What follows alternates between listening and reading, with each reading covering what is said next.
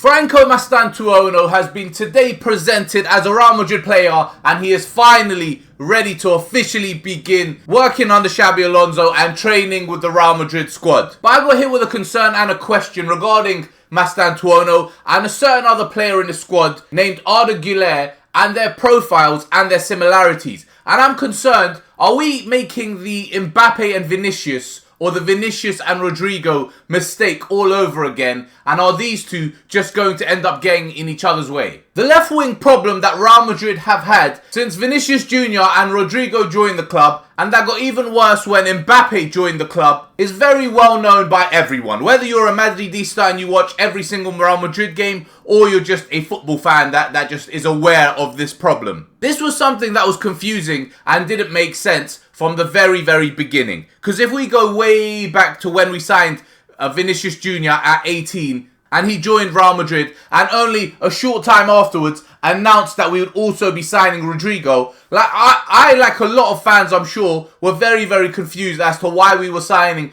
two Brazilian left wingers around the same age at the same time. It became quite clear why we did this, and if it wasn't already a fact that was stated, it was a theory that was very likely. But Florentino Perez very much did not like missing out on Neymar, and he did not want to miss out on a young Brazilian specifically, but might have been South American talent like that again. So he just went very hard for Vinicius Jr. He tried his best to secure the young Brazilian, but then out of nowhere pops up Rodrygo, another Brazilian talent, and Real Madrid were concerned that maybe they've got the wrong Brazilian and they don't want Rodrygo to end up at Barcelona or some other rival, and they end up in a situation where they've paid so much money for an 18-year-old and he just turned out to be the wrong Brazilian. So they went and got Rodrygo as well. Fast forward a few years later, although Vinicius and Rodrygo are working, they're not working the way you would expect or want, because Rodrygo is being forced out of position. He's being forced to play in a position that isn't the position Real Madrid signed him for. He was seen as a left winger. He was signed because of what he was doing and his exploits on the left wing, but he ended up getting signed and used as a right winger. And then we ended up signing Kylian Mbappe, and the problem worsened even further, because now you have not only Rodrygo and Vinicius, two youngsters who want to play on the left spot. You have Vinicius and Mbappe, two established world stars who have made a name for themselves and have become world beaters on that left wing. And we all know how last season went. We had a horrendous season. Mbappe didn't play well in the beginning, but eventually adapted to his new role and his new surroundings and became a phenomenon. Vinicius had not a bad season statistically, but just in terms of what he was doing on the pitch, Vini had one of his worst seasons compared to what we've seen in the previous two. And the same for Rodrygo. He was probably the worst we've seen him in a few seasons as well, even though his situation didn't really change. He's been on that right wing. He was still on that right wing. It's just his output and what he was doing on the pitch was a lot worse than what he was doing in the previous 2 or 3 years. Which brings me to Arda Guler and Franco Mastantuono. In Arda Guler and Franco, we have two very similar profile young players. I mean, Mastantuono just turned 18. Arda is only 20 years old, so they're not exactly the 1 year difference between Vinicius and Rodrygo, but they are still very close. And we signed them both within about a year or two of each other. Vinicius and Rodrygo were a year apart. These two are 2 years apart. Arda Guler has been a revelation in the pre-season that Real Madrid have had, if you count the Club World Cup as a pre-season. He has changed position from the right wing position that he was originally signed for and that Carlo was originally using him for, and he's been dropped deeper by Xabi Alonso into central midfield, and he has been fantastic there. It just seems like this guy it's never going to look back. He is never going to look back and never ever going to be moving to another position for the rest of his career, because he has found his place. And not just at the Club World Cup a few weeks ago. Also, in the preseason game against WSG Tirol, he was fantastic. He was linking up play. He was creating opportunities. He almost got a goal. He hit the crossbar twice. One off a great attempt off the edge of the area. The second off a free kick. Both of them just hitting the top of the crossbar. I mean, any other day, those two could hit the other side of the crossbar. And Arda Guler, we could be sitting here talking about 2 goals. As well as his assist to Kylian Mbappe. He's been real good. But the thing is, Arda is a left-footed right central midfielder. That's where he's been playing with Real Madrid. Franco is a left-footed right winger.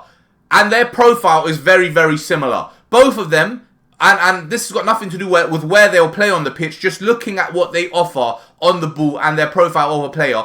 Both of them, from the few clips I've seen from Franco Mastantuono, neither him nor Arda are bursting with pace. Neither of them have that Mbappe or Vinicius burst of speed. Neither of them have that Vinicius or Mbappe or even Rodrygo one-on-one ability. None of them are really dribbling in tight spaces and looking to beat 2-3 defenders in and around the box. What they both have and what they both do is a passing ability, is a want of a left foot, is the ability to ping it top bins from out or around the edge of the box. The ability to pick out a final ball or a line-breaking pass. That's what they have and what they do. And what that means is they're going to spend a lot of times, like most wingers, this isn't even just exclusive to them, this is most wingers who are playing on the opposite side, which is basically every winger in world football nowadays. They're going to want to cut inside. They're going to want to run into the middle of the pitch. They're going to want to start out wide or in and around a certain position on the right side, but they're going to want to move or drift into the same pockets of space.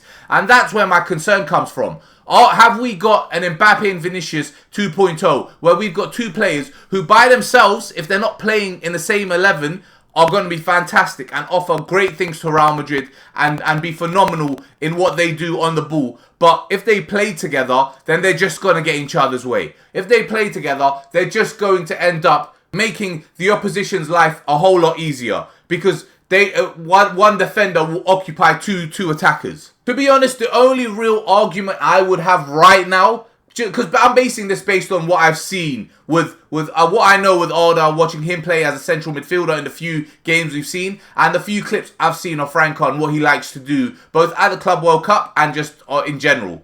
The only way I can see this not being an issue is Xabi Alonso, is the system. It is the way he tells them to operate and the positionings and the instructions he gives them. Because with Carlo, it's very, very clear and well documented that Carlo gave, especially his attackers, free reins. He told them, look, he dictates and controls what players do defensively and what they do to certain regards to build up and get forward. But the attackers, it's all down to them. He trusts these players to be able to do what they need to do. Whereas Xabi Alonso obviously is a lot more on top of his players, a lot more clear with what he wants, and he wants certain things done and certain things done a certain way. So the only way I see this not being a very, very big problem or a problem in general is Xabi Alonso and his tactics and his instructions and what he tells his players to do.